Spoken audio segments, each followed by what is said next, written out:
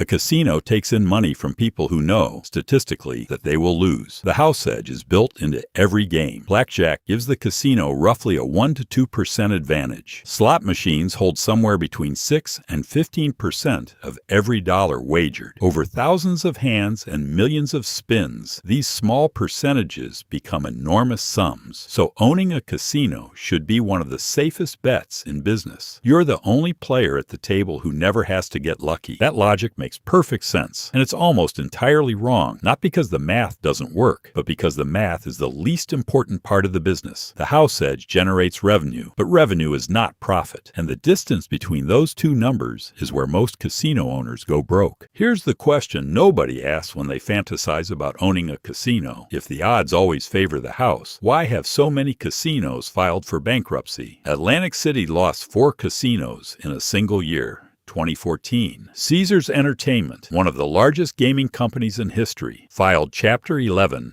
under more than $18 billion of debt. The Revel, a brand new $2.4 billion resort in Atlantic City, closed permanently after just 29 months of operation. These aren't small operators making amateur mistakes. These are some of the most well-financed, professionally managed casino operations ever built, and they failed. Understanding why requires rethinking what a casino actually is. Most people picture the gaming floor, the slot machines, the card tables, the roulette wheels. That's the public face. But at a major resort casino, especially on the Las Vegas Strip, gambling revenue now accounts for as little as 24% of total income. At Caesars Las Vegas, gaming brought in only about 28% of over $1 billion in revenue in a recent year. At Wynn Las Vegas, the figure was closer to 24%. The rest comes from hotel rooms, restaurants, bars, nightclubs, convention space, entertainment venues, retail, spas, and parking. The gaming floor is the lure. Everything else is the business. This means a casino owner's not really running a gambling operation. They're running an enormous debt-heavy hospitality company that uses the psychology of gambling to fill hotel rooms and restaurant seats. That distinction matters enormously because hospitality economics are brutal in ways that gambling mathematics are not. Consider the cost of entry. You cannot build a competitive casino resort for a modest sum. The cheapest major casino projects in recent decades have still run into the hundreds of millions. On the Las Vegas Strip, the number is typically between $1.5 and $4 billion. The Bellagio cost approximately $1.6 billion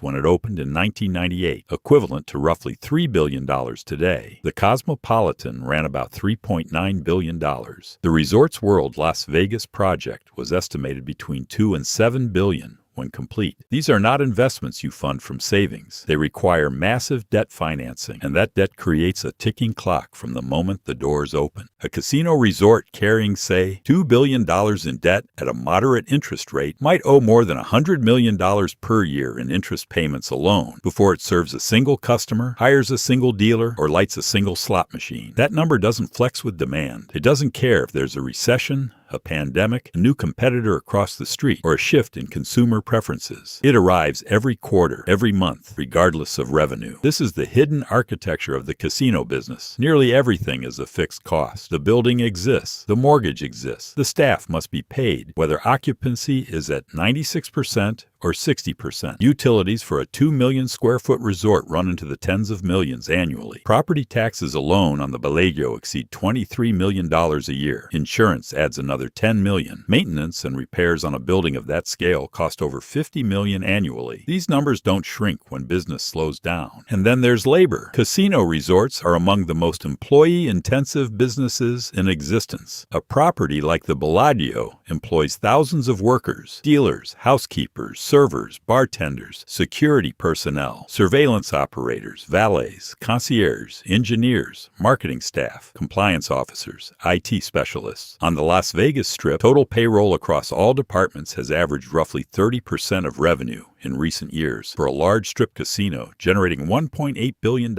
in annual revenue, that means approximately $500 million or more in labor costs every year. Now layer the gaming taxes on top. Every state that licenses casinos takes a percentage of gross gaming revenue, the money left over after paying out winning bets, but before any other costs are deducted. Nevada's rate is 6.75%, which is actually the lowest in the country for major commercial casinos. New Jersey charges around 8% for brick-and-mortar operations. Pennsylvania takes a stunning 54% on slot machine revenue and 16% on table games. These taxes come off the top. They reduce your gaming margin before you pay a single employee, service a single dollar of debt, or repair a single escalator. What does this leave? According to financial data on strip operations, the average EBITDA margin, essentially the operating profit before interest, taxes, depreciation, and amortization, was approximately 20.8% for Las Vegas Strip casinos in 2023. The very best operators, like the Bellagio, achieve an NOI margin around 40%, but most casinos are not the Bellagio. Most are operating on margins thin enough that a 5 or 10% decline in revenue can push them from profitable to insolvent. This is the first major contradiction in the casino business. The house always wins at the table, but the house frequently loses on the balance sheet. The food and beverage operation illustrates this perfectly. People assume casino restaurants are profitable. After all, the prices are high and the volume is enormous. But the Bellagio's food and beverage department generated approximately $412 million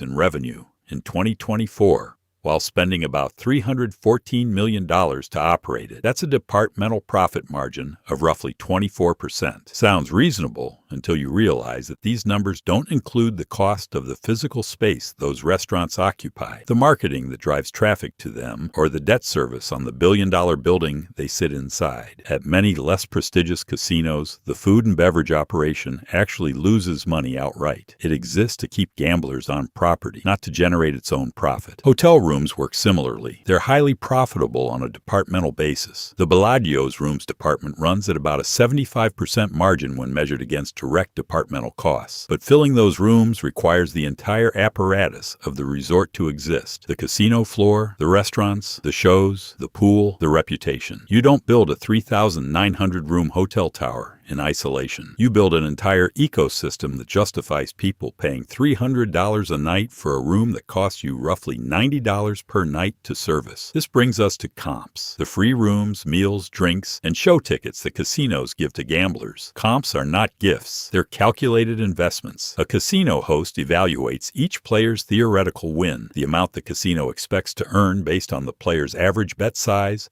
the game they're playing, the house edge, and the hours they spend at the table. A typical comp budget might return 20 to 30% of that theoretical win back to the player in free services. Research from UNLV has found that comp diners generate about 25% higher gaming volume than paying ones. So the economics work, usually, but comps are an operating cost that scales with your best customers. And when those customers have a lucky streak, your revenue drops while your comp obligations remain. Now consider what happens when the assumptions break. A casino is designed around projected demand. The developer models a certain number of visitors, a certain average spend per visitor, a certain occupancy rate, a certain hold percentage on the gaming floor. These projections justify the debt. They convince lenders that the building will produce enough cash flow to service the loans. But projections are not reality, and in the casino industry, the gap between projection and reality has destroyed billions of dollars. Atlantic City provides the clearest lesson. In 2006, the city's 12 casinos generated about $5.2 billion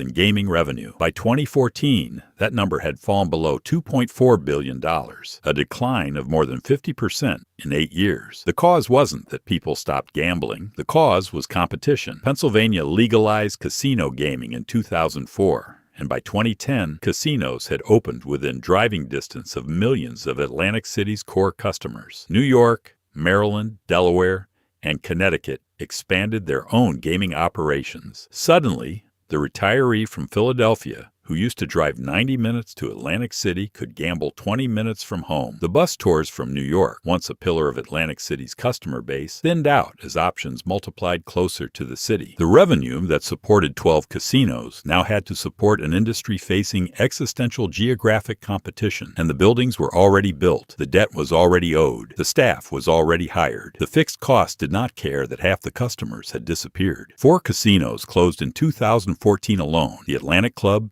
the Showboat, Trump Plaza, and Revel. Together, they represented billions of dollars in construction costs. The real estate market valued these properties at pennies on the dollar. Revel, which had cost $2.4 billion to build, was eventually sold for $82 million, roughly 3 cents on every dollar of its construction cost. The Revel story deserves close attention because it demonstrates every vulnerability of the casino business model in a single spectacular failure. Construction began in the mid-2000s. Morgan Stanley held 90% of the ownership stake and had invested approximately $1.2 billion by the time problems emerged. In 2009, with the financial crisis decimating credit markets and Atlantic City's revenue already declining, construction halted. Morgan Stanley could not raise the additional financing needed to complete the project. In April 2010, the firm made a remarkable decision. It walked away entirely, booking a $932 million loss, nearly $1 billion, and put its stake up for sale. The largest investment bank in the country had looked at its own casino project and concluded that finishing it would destroy even more capital than abandoning it. But the project didn't die. New Jersey's governor, Chris Christie, saw Revel as a potential catalyst for Atlantic City's recovery and offered up to $261 million in tax incentives. New financing was assembled, $1.15 billion, and construction resumed in early 2011. Revel finally opened on April 2nd, 2012. The resort was genuinely impressive. 60 stories tall, 1,399 rooms, 130,000 square feet of gaming space, 13 restaurants, 2 nightclubs, multiple pools, a rooftop garden with 30,000 live plants. It was designed to be a luxury destination that would attract a new, younger, higher-spending customer, someone who might not have considered Atlantic City before. It lost $35 million in its first full quarter of operations. It lost $37 million in the next quarter. By August 2012, just 4 months after opening, Moody's and Standard & Poor's had downgraded Revel's credit. By November, the casino warned federal regulators that its debt load of more than $1.3 billion could force bankruptcy. It owed $12 million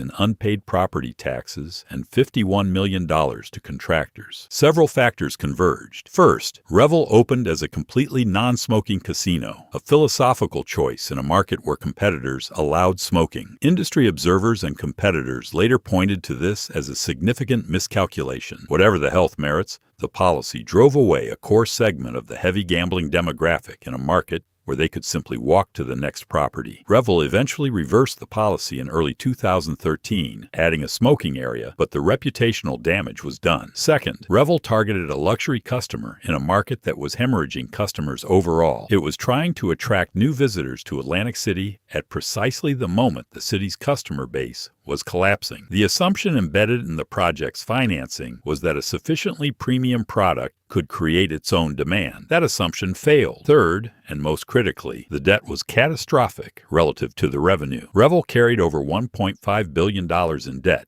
and was generating nowhere near enough cash flow to service it. The math was impossible. Not difficult, impossible. Revel filed Chapter 11 bankruptcy in February 2013, barely 10 months after opening. The filing converted $1.5 billion in debt to $272 million through an exchange of equity to creditors. Revel's own projections at the time admitted the casino would not be profitable until 2017. Even after restructuring, the operation couldn't sustain itself. In June 2014, Revel filed for bankruptcy a second time. In August, it announced no suitable buyers had emerged. On September 2nd, 2014, the building closed permanently. The chain of failure is instructive. Massive initial capital requirement led to massive debt. Massive debt required high revenue projections to justify. High revenue projections assumed a market environment that was already deteriorating. Actual revenue fell far short. Fixed costs, debt service, property taxes, labor, utilities, maintenance consumed more cash than the operation generated. The resulting losses burned through whatever liquidity existed, and because the building was purpose-built as a casino resort in a declining market,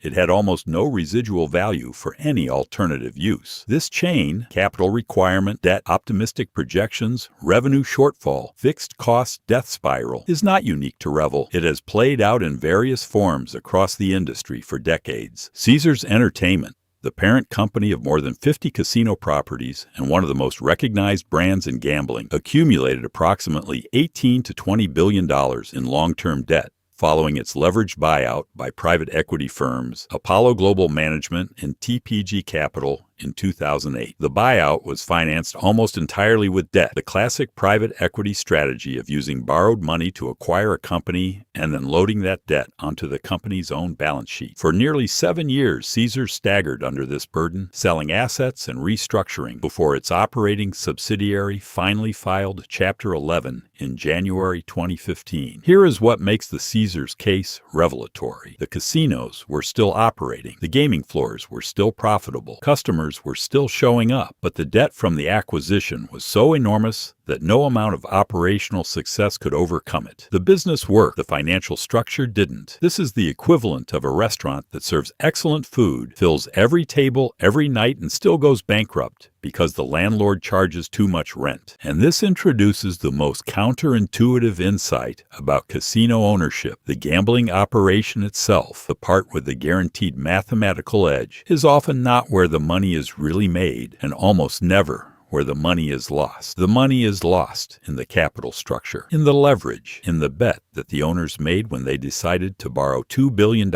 against the assumption that revenue would never decline. A casino, at its core, is a real estate bet disguised as a gambling operation. Think about it from the owner's perspective. You've built an enormous physical structure. Its value depends entirely on the cash flow it generates. That cash flow depends on foot traffic, which depends on the regional economy, consumer sentiment, competitive landscape, and regulatory environment. If a new casino opens in a neighboring state and diverts 15% of your customers, your building doesn't get 15% smaller. Your debt doesn't shrink. Your employee count barely changes. But your revenue falls, your margins compress, and suddenly your building, the thing that accounts for 80% of your total investment, is worth dramatically less. The most successful casino operators in the modern era have recognized this dynamic and restructured their businesses accordingly. MGM Resorts, for example, has aggressively pursued sale-leaseback transactions, selling the actual real estate underneath their casinos to real estate investment trusts and then leasing it back. In 2019, MGM sold the Bellagio's real estate to Blackstone for approximately $4.25 billion,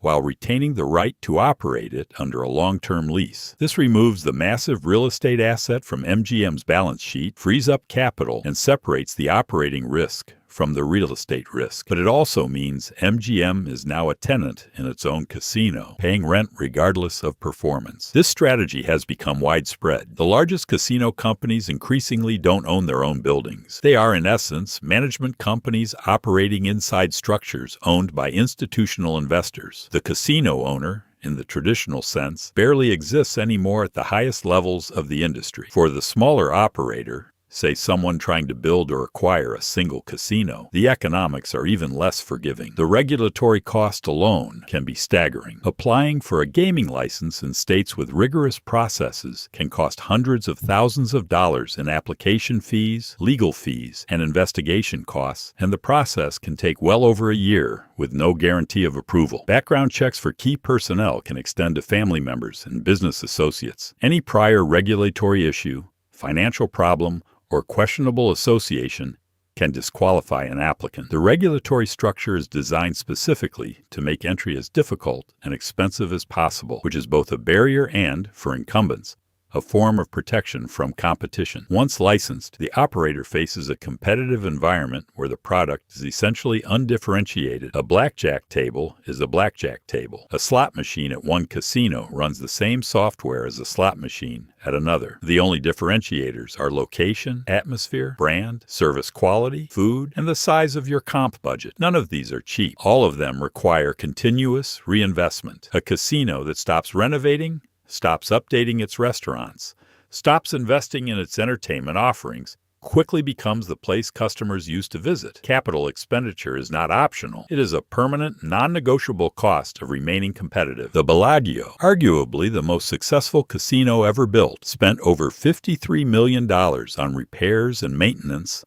alone in 2024, plus tens of millions more in capital expenditures for renovations. Even for a casino generating $1.8 billion in annual revenue, these maintenance costs represent a meaningful drain. For a smaller property generating $200 million, the proportional burden is worse because buildings deteriorate at the same rate regardless of how much money they earn. So what does the realistic economics of ownership actually look like? In the best case, a well-positioned casino in a strong market, competently managed with reasonable debt levels, you might achieve something close to the Bellagio's performance. That means roughly $1.7 billion in revenue, about $700 million in net operating income, and a 40% margin before debt service and capital investment. That is an extraordinary business, but it required $4.25 billion in real estate value per Blackstone's purchase price to generate. Even at $700 million in annual NOI,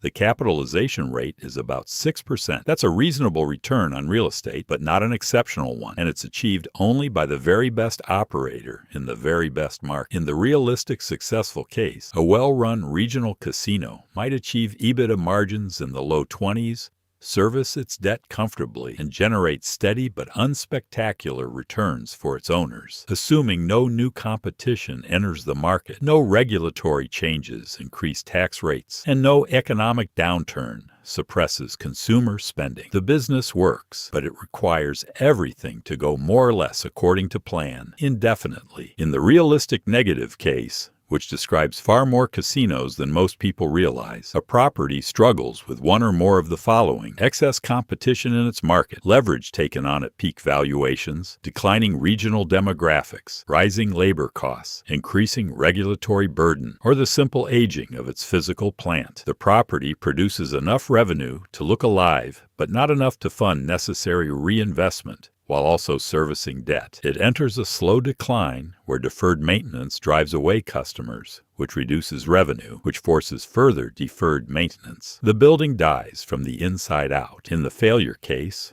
which has played out dozens of times across American casino history, the debt becomes unpayable, the property enters bankruptcy, and ownership transfers, usually to creditors, at a massive loss relative to the original investment. The physical structure may eventually reopen under new ownership with a lower cost basis, as Revel did when it became Ocean Casino Resort after being purchased for $200 million against a $2.4 billion construction cost. But the original investors lose nearly everything. The opening assumption that owning a casino means the house always wins confuses two entirely different propositions. At the table level, yes, the expected value of every bet favors the house. Over sufficient volume, the gaming floor will always earn. But a casino is not a table. It's a building financed with debt, filled with employees subject to taxes, exposed to competition, dependent on consumer spending, and owned by people who made a separate bet, a much larger, much riskier bet, that the revenue from those tables would be enough to justify the billions they borrowed